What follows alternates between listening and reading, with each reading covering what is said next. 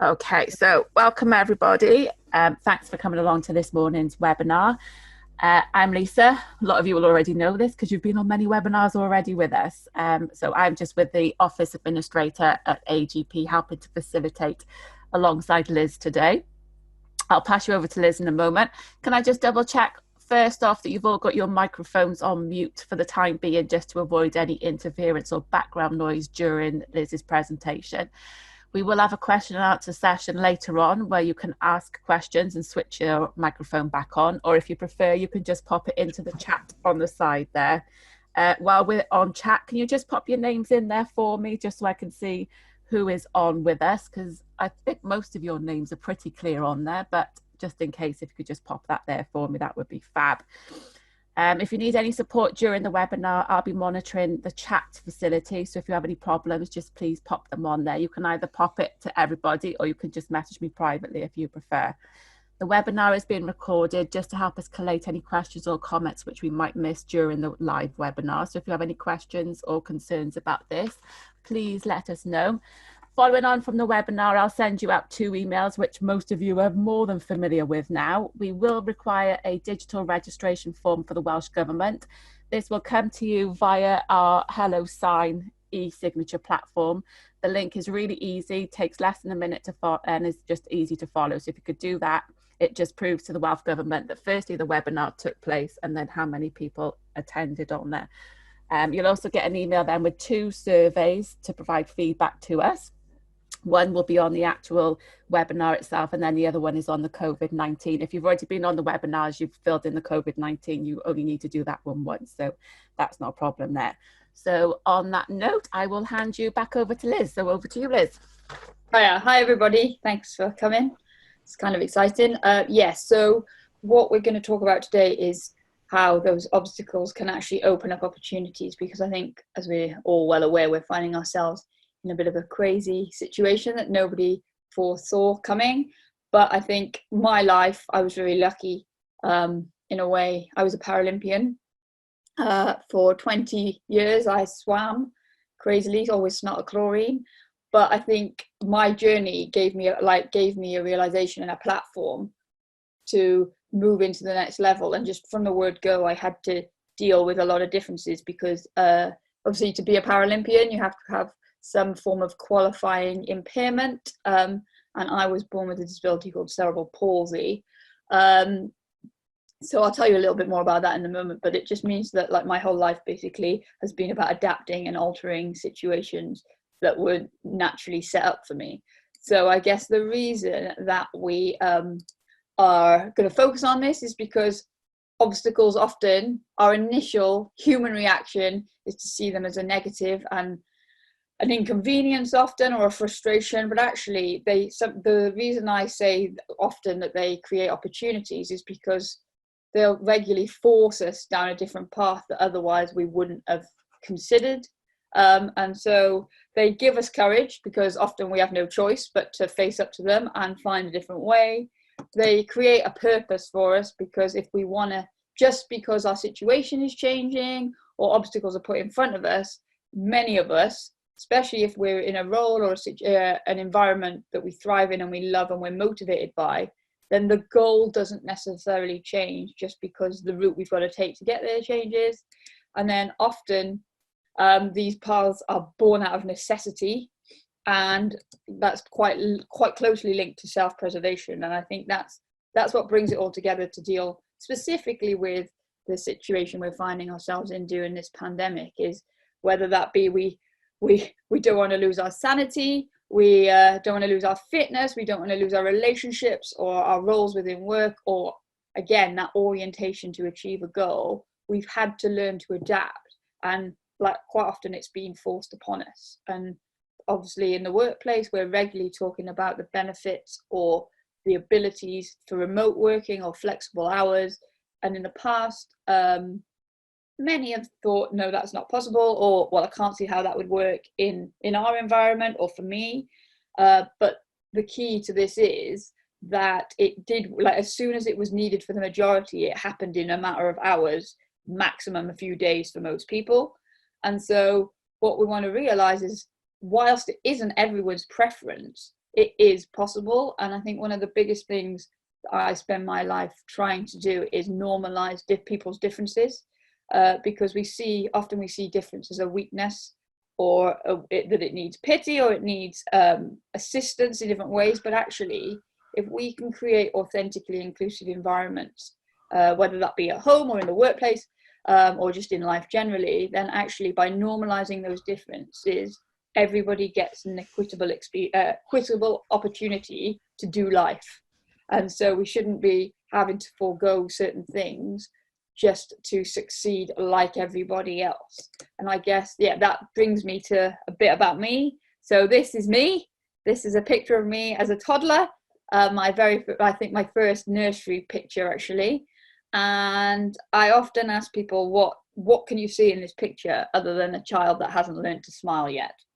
But that was always because the photographers used to, everyone's had a school photo, right? You walk in, you sit down, they tell you to get in position, and they take a quick snap and off you go. And I was always, and I've only again worked this out as I've got older, but I was always a bit shell shocked by the whole process, because they had a very specific way that they wanted you to sit, but my body doesn't work in a specific manner. So I would have to place my right hand to look like that, and it fell out of sync with their time schedule that they'd had. So I was always a bit, like I said, shell-shocked and recovering from the fact that I'd just been barked at to get into position whenever I was having my photo taken. And so, to no surprise, my graduation photo, the official one, is no different, because the same process was happening, and they were telling you to hold, it wasn't even a scroll, it was a plastic tube, but they were telling you to hold it in a very specific way, and I couldn't. So I could, but it took me a while to get there. So again, the photographer was screaming at me, and so my photos pretty much look like this later. But other than that, when you look at that photo, most people, all they see is a 3-year-old girl. And that's the point, right? We live in a world where, and I mean, Lisa, were talking about this before the webinar got going, that actually we live in a world where we judge people on what we can see, and we judge things on what we can see. So many people are struggling with the fact that we're still in isolation, especially if they've been fortunate enough not to be impacted by the virus, like personally, or know anybody within their circles to have been affected by the virus. Medically, obviously everybody's been affected by it. But we live in a world where we judge what people can see. And as a child, all you ever want is to fit in and be like everybody else. And for some people, that doesn't change as we get older, or we think we've changed, but then we find ourselves doing things because everybody else is doing them, or we think people are going to think less of us if we don't do it in the same way. But I guess I was very lucky that I was, like I said, I was born with cerebral palsy, and essentially when I was born, I'm 34, so it was a long time ago, and the world has changed and there's been advancements. But essentially, when I was born and my parents noticed that I didn't have the same level of movement and coordination as my cousin, who was exactly a month older than me, they took me to the doctor, and after the tests and everything was confirmed, they essentially just said, your baby's got brain damage, and you're going to have to wait and see how it impacts her. And so, like I said, that could be quite damaging and quite effective to parents or to people, and it could have really impacted the opportunities that I had in my life. But I was very fortunate that my parents were very much like, well, this is our situation, we will just go through life and we will adapt whatever we need to adapt. And it was so right from the off, really, I learned that actually there's more than one way to get something done, and what works for you doesn't necessarily work for somebody else, and vice versa. But the caveat to that is, just because you know that and you live by it doesn't mean it doesn't impact you, doesn't affect you. And as I got older, I realized that subconsciously I was never ever embarrassed about how I function or how I work or who I am. And I would always explain to anybody that asked why I did something differently, or why something looked different, or why it wasn't working the way everybody else's bodies were working. I would explain it to a level that they understood, because my mum, I remember once going home from school when I just started, and I wear a brace on my leg. And now it's cool and it's carbon fiber and everybody wants to talk about it because of how functional it is. But when I was young, it was this big white plastic thing that you could see from, well, I felt like you could see it from space, but you could probably only see it from the other side of the playground. And one child said to me, "Oh, what's that thing on your leg?" And I opened my mouth to answer, and my dinner lady said, "Mind your own business and go away." And so obviously as a 4-year-old, the adult, you take it that the adult knows what they're talking about, and you follow their lead. So I didn't then tell the child, but in the car on the way home, I was telling my mum what had happened. And she said to me, "No, look, they asked because they've never seen it before. So they've never seen one before and they don't understand. And actually, if you explain it to them at a level that you're comfortable with, that satisfies their curiosity, then you will make sure that they are now educated in that process, educated about this, and they don't need to leave you out because it's different. They might be scared of it, or they might not understand it, and they might not have anyone at home who can explain it to them. So you owe it to yourself and people like you to explain the difference so that you don't get left out, because people are only mean if they're uncomfortable or they're fearful or they're scared and they don't know how to handle you. So if you just let them show that why you use it and it's a different way of doing things, then actually they'll carry on and they won't even notice it again. And that stuck with me, and that's always how I tried to do things. And actually I was very fortunate that I had brilliant friends at school and good teachers who just completely took me for who I was and always offered support when I needed it, but it was never made a big deal of. It was just I did things differently, but I never didn't do anything that everybody else did. But the long-winded version, that's so long-winded because essentially, even though I had that explanation and I understood that and I generally lived my life like that, it didn't stop me subconsciously being fearful of embarrassing or upsetting somebody else in difficult situations. And so, for example, I would never then go somewhere by myself. I would always make sure I had a friend or my mum. And my mum would always say, "I don't need to come with you." And I'm like, "No, you do. Because as a child, you don't want to stand out. You don't want people to draw attention to you. You just want to blend in and be like everybody else, whether that be wear the same school shoes or have the same school bag or pencil case or whatever." And obviously now I know there's 100 different reasons why someone might not be able to have the same as somebody else. But at the time, it's all focused on me, and I was worried about myself and how I would make other people feel. And one of the examples is when I was young, people used to have magicians at their party, and I can shuffle cards, and I end up with the same result as anybody else that shuffle cards. Essentially, I start with a pack of cards, they're mixed up, and then by the end I could deal them out because they're all jumbled up. But the way I shuffle cards is I throw them in the air and they land on the floor, and then I move them all around, and then I collect them all in, and then I deal them out. And obviously now I'm old enough and confident enough that I would say that. But at the time, I was always worried that the magician would just think I was a disruptive child and remove me from the party, which would have been really embarrassing. But I think over time, I had experiences that taught me that it was okay to be different. And one of the first things was learning to play a musical instrument at school. And I remember going home with the letter and saying to my mum, "Can I play a musical instrument, please? Like the teacher said that if you say yes and sign this letter, then it's okay." And my mum said, "Of course you can. What would you like to play?" And I was like, "Well, I'd really like to play the flute. It's pretty, it makes a fun noise. A lot of my friends were choosing the flute." And bearing in mind, I was like 7.5.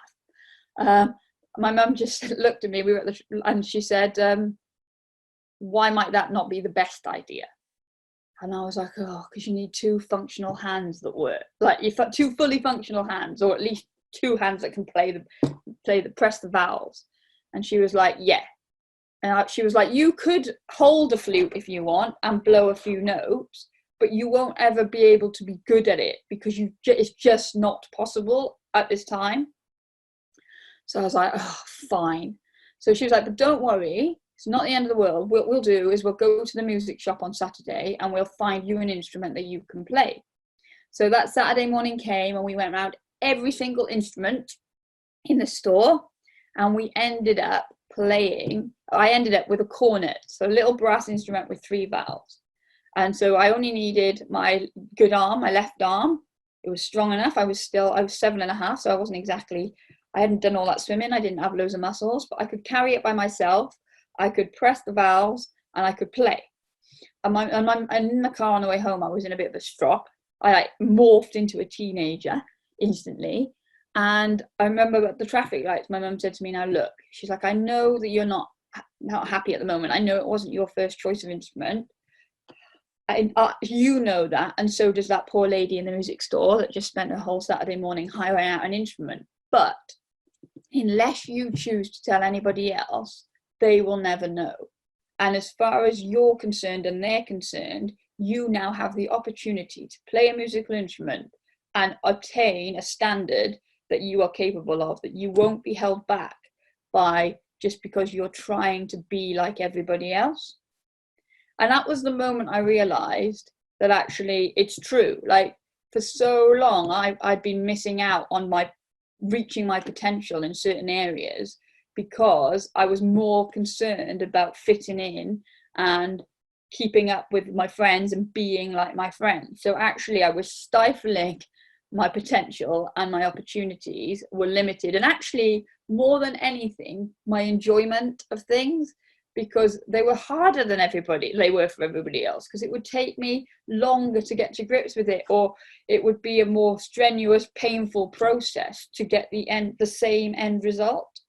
And so from that moment on, I think it really opened up how I looked at opportunities and the obstacles that came in front of me. And rather than resenting them and focusing on why it wasn't fair and what it was making me have to forego, I started to look at what the alternatives were and where they could lead. And ultimately, that was how I ended up swimming, because I loved all sport when I was at school, and I was really competitive. And ultimately, I think that's how I managed to keep up with my friends as much as I did when I was at school and I was younger. And my disability had never stopped me doing anything, like, to my knowledge. Like, I know now that my parents did a lot to support me and put things in certain places or made alterations to my clothes that made it easy for me. But that still, for me, that just normalized my difference and meant that I didn't have to wear different clothes to everybody else. I might put them on in a different way or fasten them up in a different way, but ultimately I could be like everybody else. And it was only when I was in year 4, I was 8 years old, and we started playing netball, and the opportunities came up to play netball for the school, that I realized that actually there were some things I couldn't change. And like in my PE lessons, and if we played after school and I played with my friends, I was as good at netball as anybody else. But I was never going to be able to play for the school because my right leg is 3.5 inches shorter than my left leg. And so I naturally stumble. My balance isn't great. My coordination isn't amazing. And so I would naturally foot fault. But my teachers obviously knew the issues and knew that if it was a foot fault I couldn't control and it wasn't necessarily my fault, then we would just play on. But obviously if I was using it to my advantage and I was cheating, then they would blow the whistle and I'd have to give the ball to the opposition. But so up to that point I'd never had a problem. But then when it was about playing for the school, that there was nothing in place to enable me to play and to allow for that difference that I had at that time. And I was really upset because, like I said, I was super competitive and I was really sporty, and even my friends were like, well, why can't she play with it, like, for the team, because she's better than half of us. And like I said, I always had very loyal friends, but it just wasn't possible. And that's the reality. And that's another thing I learned, is that sometimes things are optional. You can fight your way around them. You can be really resilient. You can be really motivated, and you can find a different way of doing something. But other times It's not discrimination. It's nobody's fault. It's just not possible. And an example I use when I talk about things like that is like profession wise. Like I loved science and I love the body, and I would, in an ideal world, I would love to be maybe like a surgeon and a cardiac surgeon. But the reality is I don't have the dexterity and I don't have the coordination. And I just don't have the physical capability to do so. So it's nobody's fault. It's just not an option for me. So then I had to look at alternative careers. And similarly, I swam with a guy who was a above the knee double amputee. So he had no legs. And again, he said, when I was a kid, I would have loved to be a fireman, but I had to realize very quickly that it wasn't going to happen. And it's nobody's fault, it just is. So sometimes there's a level of acceptance, but often you want to exhaust those opportunities, the potential first, so that you know that when you've done everything you can to give yourself the best chance. And ultimately, that was how I ended up becoming a swimmer and then eventually a Paralympic swimmer, because I'd always swum. And my mum had said, oh, I know somebody who runs a swimming club for people with disabilities. They really want you to go along? And I was like, well, why would I want to go to that? Because I don't need to go to that, because I'm not disabled. Because again, in my head, I wasn't disabled. That's not to say I knew I had cerebral palsy. I knew I did things differently. I knew I was impaired. But to me, disabled meant that I couldn't do stuff. And I've always had the opinion, and I still have that opinion now, that actually, however you are, whatever your difference is, whether it be a physical disability, cognitive disability, mental health issue, sexual orientation, your culture, anything, what prevents us from doing things are the barriers that society places upon us. That's what makes us disabled. I have a disability, but I'm not disabled unless I'm in certain situations where these barriers are enforced on me. So I was like, well, why would I need to go to that? And then, but when I couldn't play netball, I was like, fine, I'll go to your swimming club. I'll be a swimmer. I'll see how that goes. And it was the most liberating thing I ever did, because I'd always been the one person who was different, or that I was perceived to be different, or I could see was different, trying to fit in to this able-bodied world. But I went to the swimming club and realized that everybody had a difference and everybody had different ways of doing things, but it didn't dehumanize them all. And actually, it gave us all the opportunity to be the best version of ourselves. So I started swimming and I loved it, and luckily I was good at it. And the one thing more than anything that I love about swimming is the fact that it's not subjective. So if you'd know what the time was that you needed to hit, you'd know what position you needed to finish in a race to get selected. And if you did so, then you could just move through the process and through the ranks and through the different levels until you hopefully ultimately reach the top. So everything was measured on distance and time. And I loved that because I have quite a mathematic brain. So I've told my mum found me a swimming club. Then I asked her to find me one that was for people that actually wanted to be elite athletes. So she went and found me a swimming club, and it was good. I joined the local able-bodied club and I started training, and I was getting better and better and better. And actually, again, I had to fit in, but I had to find my voice to tell my coach that I could do things. I just did them differently. And actually, we played around with a lot of different things, and it was trial and error about stroke, because if I swam, I was a breaststroker.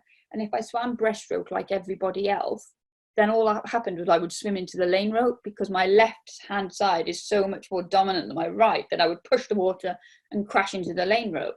So we had to work together and develop a partnership for me to evolve to be the best version of myself. And it happened naturally, but sport taught me that if it's possible in that environment, then it's possible in any environment. And I moved through, and the great thing about like swimming, like I said, is it's measurable time, distance, and calendar. Calendar helps. 4 years, every Paralympics, and then you have a Worlds and a Europeans in between. And again, I was constantly adapting. My coach got a new job, and it meant he moved to Swansea. And like I said, I was living in Newport.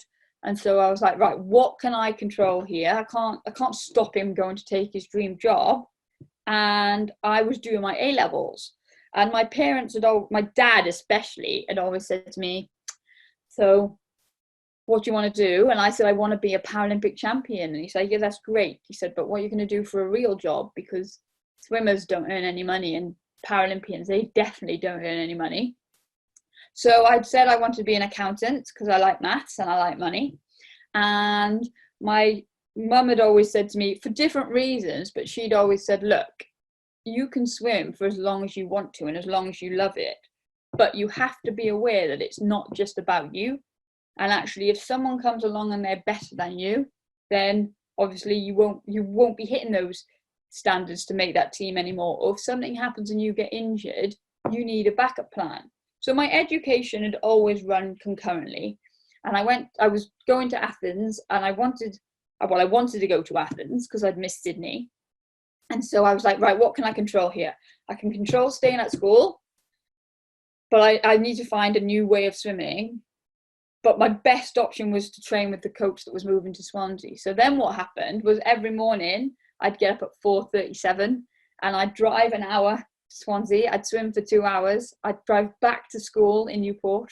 I was at school in Basleg. I'd go there from 9 till 3:30, and then I'd go back down to Swansea after school, swim for another 2 hours from 5:30 to 7:30, come back home, eat my dinner, go to bed, and start again the next day. For some people that sounds crazy, and actually for me now, I go there sometimes to visit people, and just one journey, I'm like, whew, I don't know how I did this all the time. But that goes back to that goal orientation. Like, my goal hadn't changed just because the conditions I was working with had.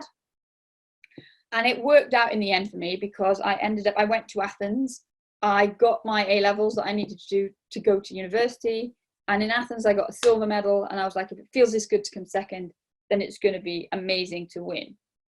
So I want to go to Beijing and I want to win. But I had to look at my options.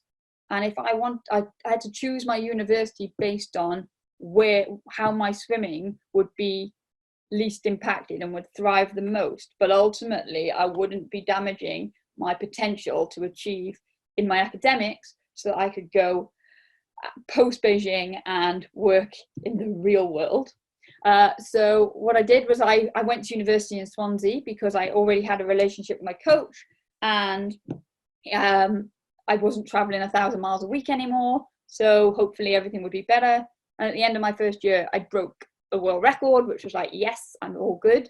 So it was all going very well, and I had to liaise a lot with my business school and my coach, and we came up with a plan. And like I said, this partnership just evolved and developed to give me the best chance to succeed.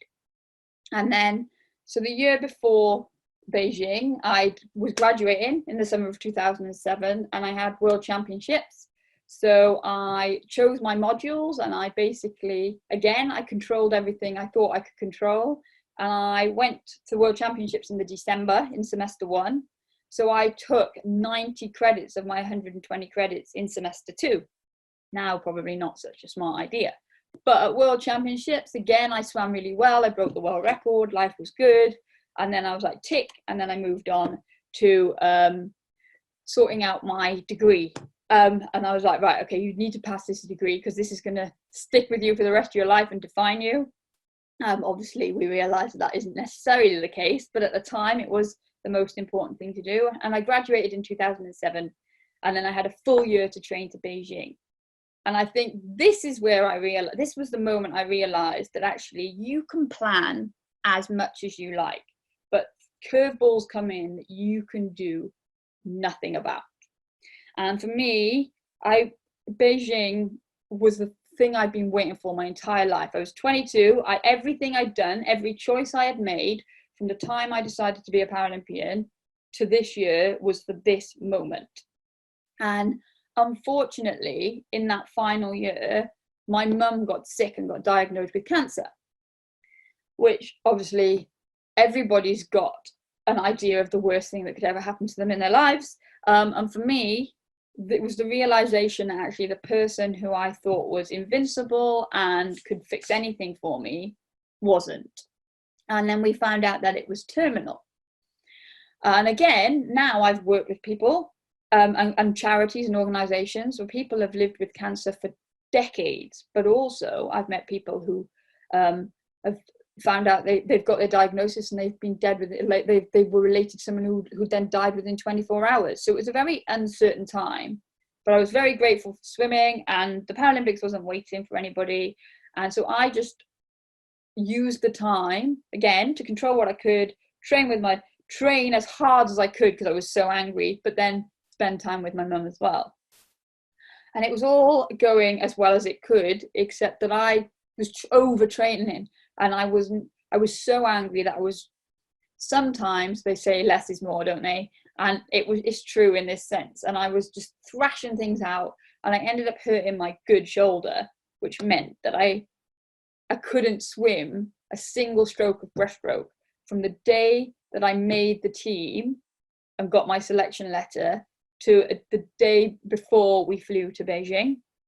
And so that whole period for me was about redefining what my expectations, not my expectations to win.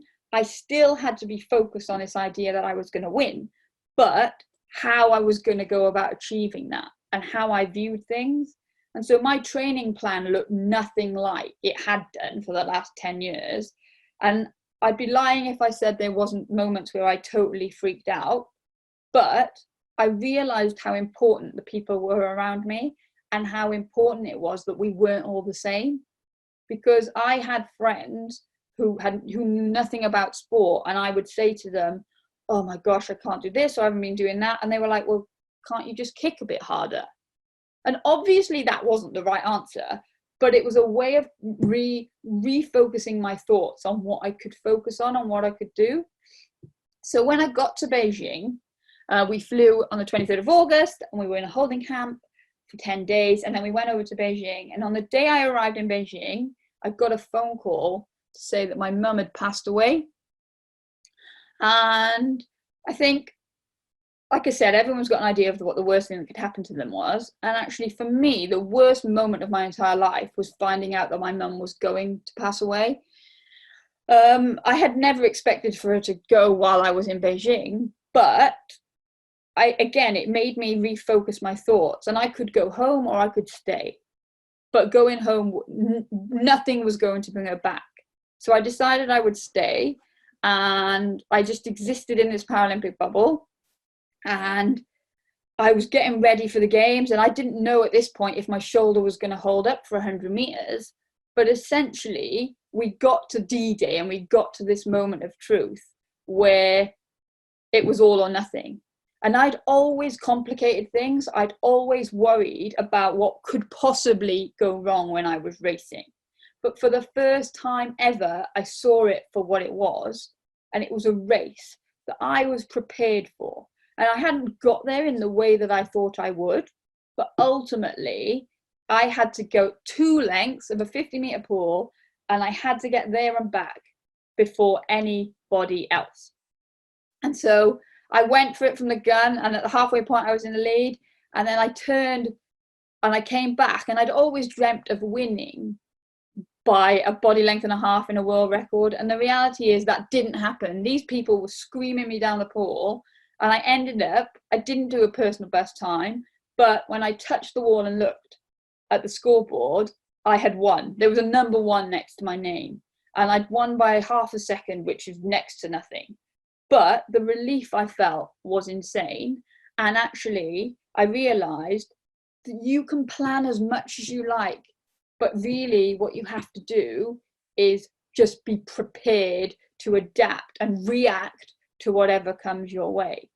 And what that did was it cemented the choices I'd made. It gave me a gold medal that validated my decisions. But more than that, I think what really happened was it made me realize and it's easy to say once you've achieved it, but actually I wouldn't have been any less of a person if I hadn't got that gold medal. But having that gold medal as a goal and a motivation helped me with my decision making, my ability to overcome barriers and remove them and just view them differently, because because the barriers and the obstacles and the upset was there, but it wasn't my main focus. So the goal, like, I always was looking around how to give myself the best chance to achieve. Because if you don't win, if I hadn't won, that would have been okay. But I said it right at the beginning, you have to give yourself the chance to be the best version of yourself and ultimately be happy. And I've learned over time that for me, success is happiness, because ultimately you can have all the perceived success of somebody else, but if you don't, if you're not happy within yourself, then really you're not ultimately successful. So what the whole point of that is really that swimming gave me the platform. Swimming gave me the opportunity to develop my confidence and find something I was good at. But it opened up a world of so much more. And like I said, I've been able to help charities now raise awareness, raise money, support people who otherwise would struggle based on my experiences, and taking the upset and the unfortunate circumstances and negative and turn them into a positive, and helping young people develop. So when I was young, I couldn't put my hair up with my 2 arms that I have, so I used to just cut it all off. Whereas that young girl, Emily, in that photo, she's got the same disability as me, and I taught her how to put her hair up with one hand, and it saved her parents and her arguments before school in the morning, just fueled by frustration. And like when my parents and when people used to ask me what I wanted to be when I grew up, and I said an accountant, it was true, I did. But I'm really fortunate now to have many roles where I can actually help so many more people and make a living at the same time. But the role that I'm doing now didn't exist when I was 10. So you can't put these limitations on yourself, because now I get to work on the presentation of the Paralympic Games. Well, when I was 10, it was the Atlanta 1996 Paralympic Games, and they were on TV for 20 minutes every third night, I think. So there was definitely no career in that. So it's important to not put limitations on ourselves and not let others put limitations on us either. And I guess this slide is all about how these opportunities present themselves. I hate heights, but I've managed, again, through my associations and through opportunities that have come about that maybe I would have said no to in the past because I didn't have the confidence. Like, I used to hate at school, I wouldn't even speak in assembly or in the class. I would put my hand up, I would write it down on a piece of paper, the answer, and if someone else answered it, I'd be like, yeah, see, I had that. So again, we get these opportunities, and sometimes we are forced into them because for the need that we don't want to let someone else down, but it means that we realize just how much potential that we've got. And so for me, sport was my enabler.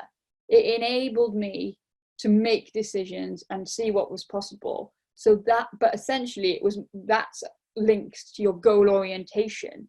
And it doesn't mean it has to define you, but everybody needs a reason to get up in the morning. And essentially what I'm trying to say is that we always have a choice.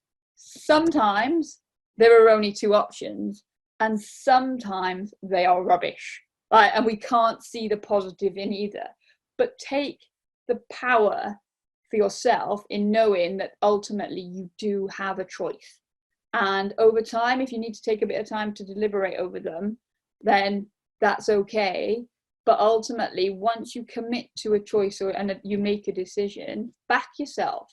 Because by empowering yourself, you just find an extra strength. So during this difficult time, and it is difficult, focus on what you can control and list 3 positive changes. And it sounds sometimes a bit simple, but actually, even if it comes down to the fact that we've just learned that we can give ourselves a bit more time, or we can work at a different pace or things, or the way we used to do things is not how we do them now, but they're equally effective and everybody is still as happy with the outcome.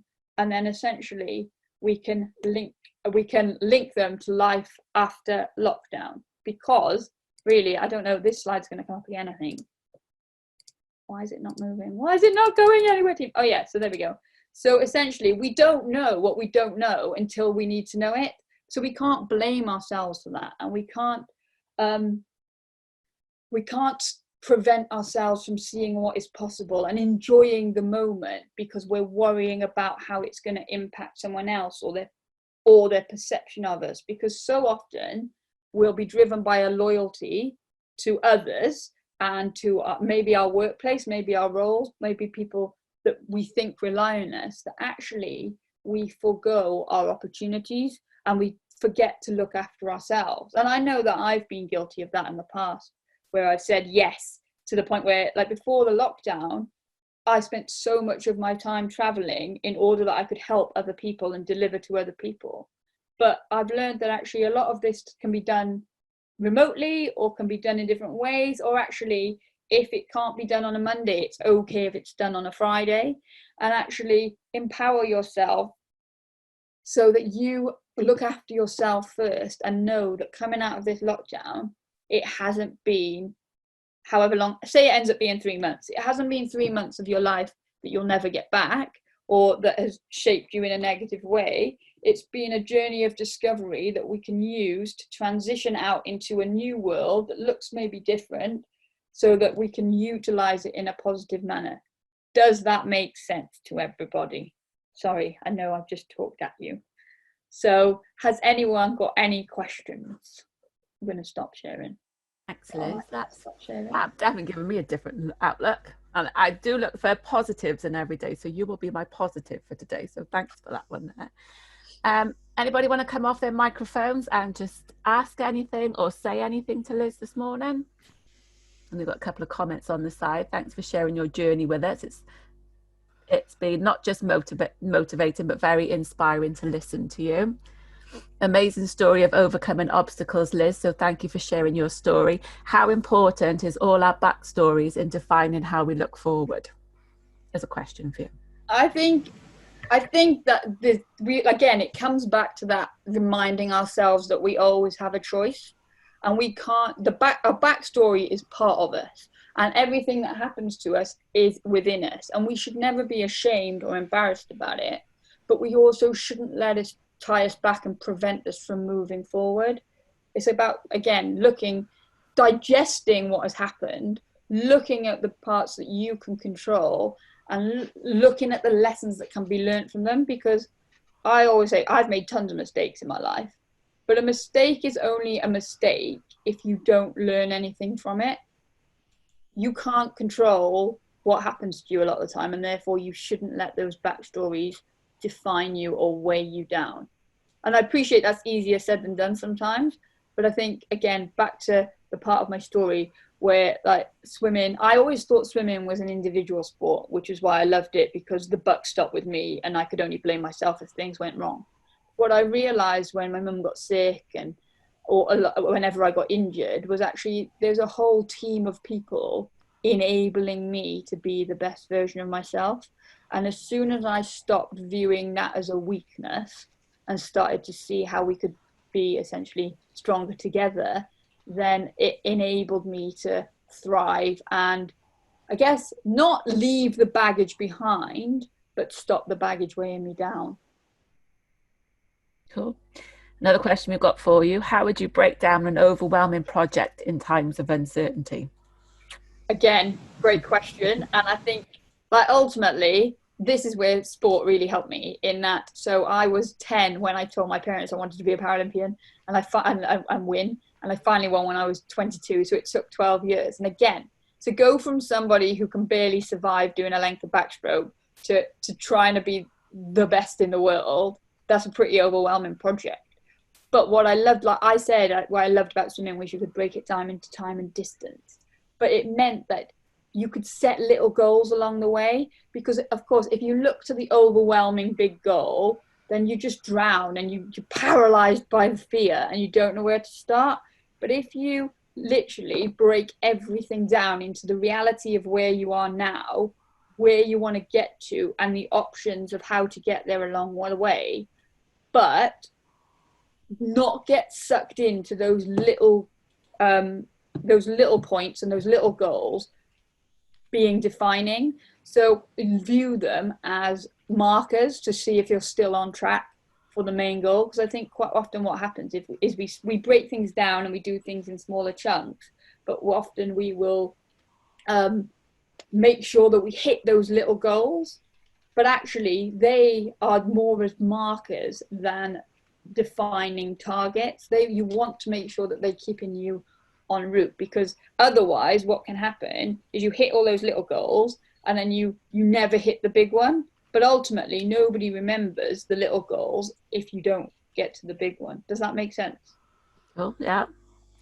Say And if it how, doesn't. I don't know if you're getting questions up on the side of yours. I've got, for other youngsters with disabilities, have we a structure now that they can be the best they can be in whatever they choose? Yeah, absolutely. We like, in terms of, so sport specifically, disability sport, Wales has a setup, and I think the unfortunate thing is London 2012 did wonders for making people realize what was possible with a disability. The negative of that was then anybody with a disability, if someone met them or spoke to them, they'd be like, oh, what Paralympic sport are you going to do? Or are you a Paralympian? When in reality, not everybody wants to be a sports person, right? Whether they've got a disability or not. But I think it's important now that the majority of people use London 2012 and the Paralympic movement as an indicator of what is possible in every field. And actually, there's no reason why you can't do something because you've got a disability, because the world has changed. And I think, again, we need to support any young person who has any kind of difference, or any individual who has any difference, in realizing that actually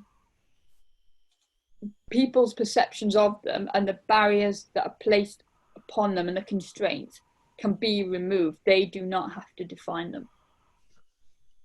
Fab. Are there opportunities for disabled aspirational people in business to get the business mentoring and coaching that they need? Can you repeat that question? Sorry. Are there opportunities Yeah. for the disabled aspirational people in business to get the business mentoring and coaching that they need, do you think? Yeah, absolutely. Again, and I think this is what's going to have helped most with the pandemic, is that actually now people will be a bit more empathetic to actually how difference works and what difference means, and the energies that are taken by having to try and conform to society's norm when you don't have the equipment or the way of fitting into that. And I think so that was one of the reasons that we set up the Ability People in the first place, was because we want to help people normalize that difference, because it's driven by a fear factor that people don't want to upset or offend. But more and more organizations now appreciate the need for a diverse and inclusive environment and culture, and they are looking at ways to make that happen. But I think what's important for everybody is ultimately we all need to champion each other, right? And this pandemic again has made, like, neighbors have come together, communities have come together, like out in the streets, talking to each other, borrowing things, getting things for other people. That's one of the positives that we need to take back into the world when it starts spinning again. And actually we need to all be advocates for each other.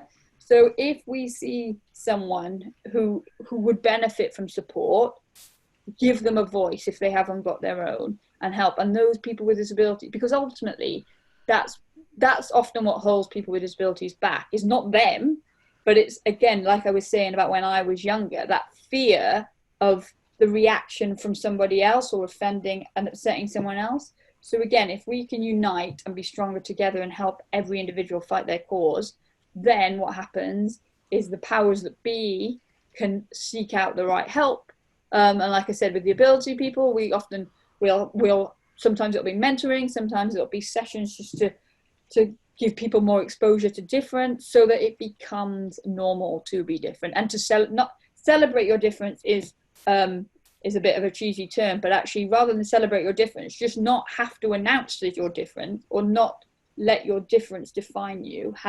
Give everybody the opportunity for an equitable experience. Does that make sense? That was long as well. Great answer. How do you remind and motivate yourself during the smaller steps to keep going for the ultimate goal? I can't believe no one's coming off their microphone to talk to a gold medalist here. It's the highlight of my day. Listen, I think, again, this is quite individual. And I think I always say everybody needs a reason to get up in the morning, but you have to in anything that you're doing have a personal benefit in it. That doesn't mean that you forego the overall organizational goal or your team's goal, but for people to fully invest in a project or a plan, or even if it's a personal plan, you have something in it needs to bring you joy every day, because it goes back to that happiness is success. And so how do you keep it? You just take a look at what of this has made me happy today. If there's nothing, what can make me happy? Because you can sometimes end up getting so involved and so barking up the wrong tree effectively that you forget again who you are and why you're doing what you're doing. So I always say, like, I started out, I always swam for the little girl, the 10-year-old that loved to swim.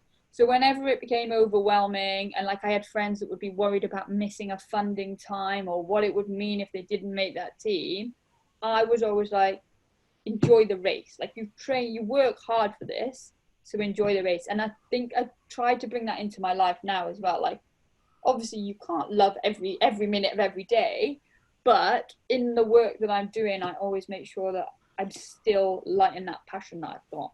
Does that make sense? You're making lots of sense. Don't worry, you're doing fab job there. You just don't know. Oh, I think we've got somebody coming off their mic there. No, that's me. That's me. Oh, hello, Carmel. Thank you for giving in another voice into it there. Oh, no. I'm there. I really am here, and I've really enjoyed this morning's talk. Lovely to meet you. Lovely to meet you, and Liz, and a lot of wisdom there. I mean, you've sort of acquired all this wisdom so young. I'm a lot older. Like I said, I'm older than I look. Oh no, you're still very young. I haven't done my makeup this morning. That's why I'm not on camera.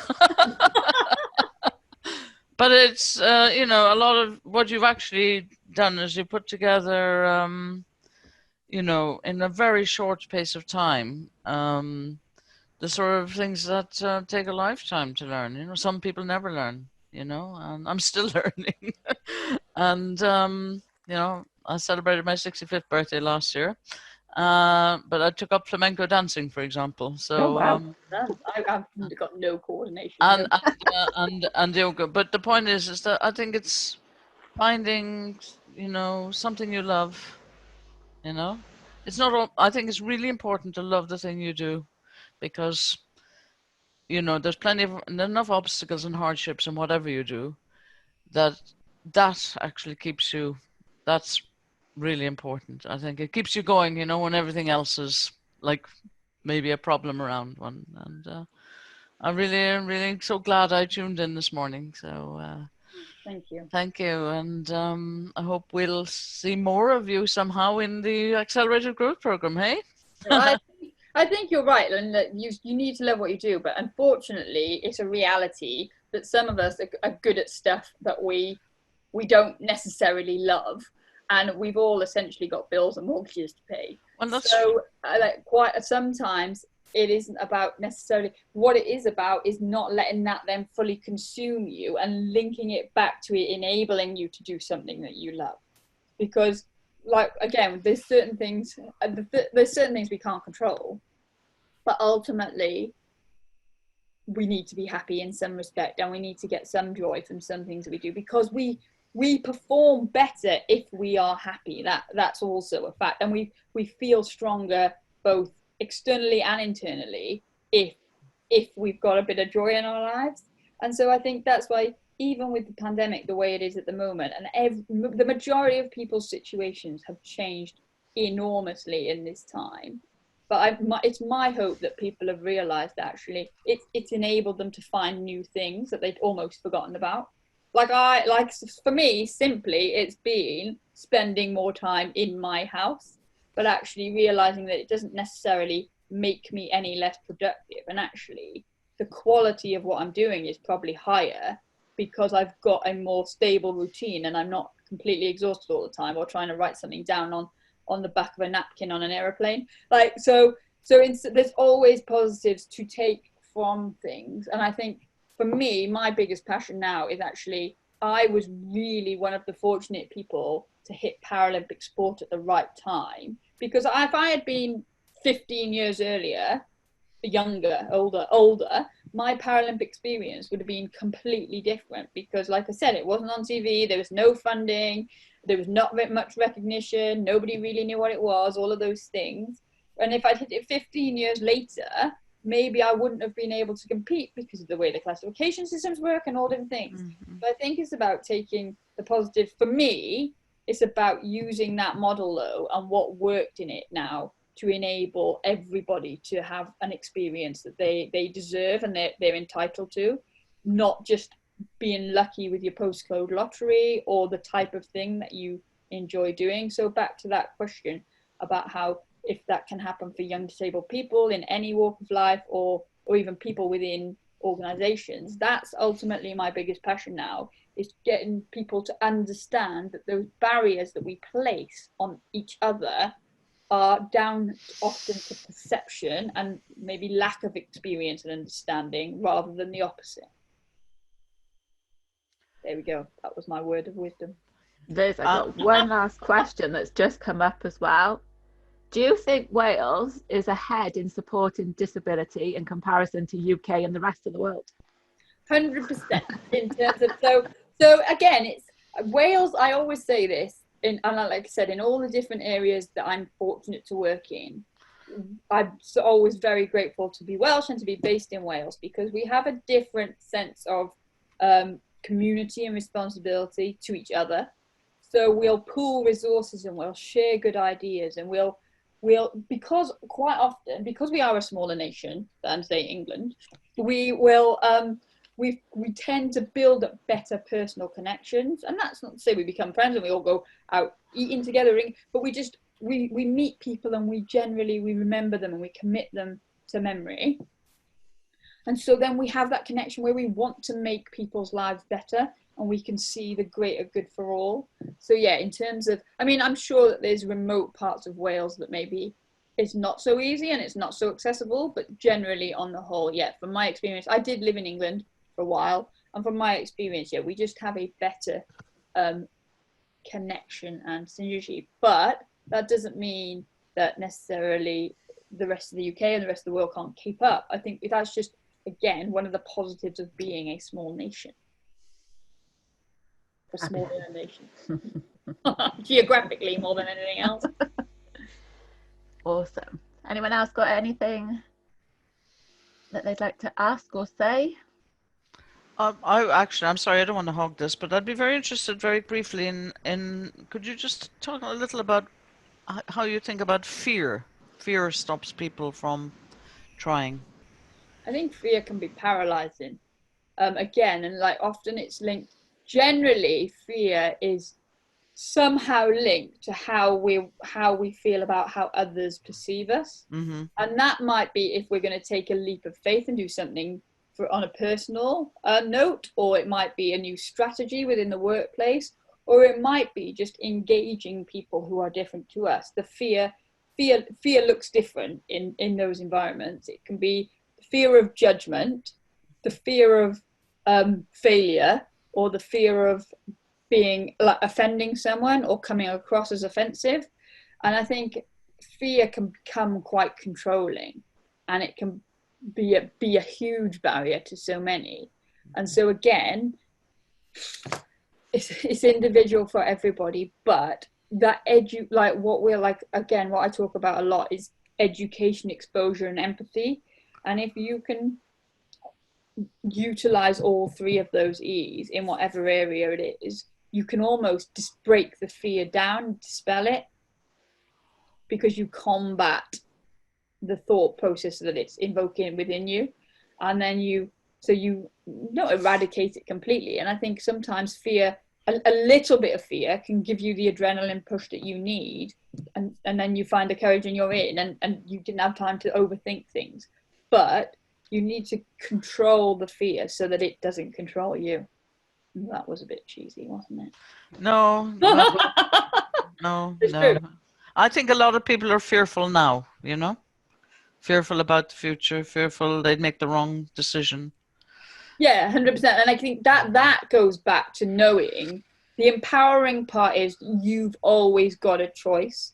And once you make your choice, commit to it and throw yourself into it, because you can't change the past.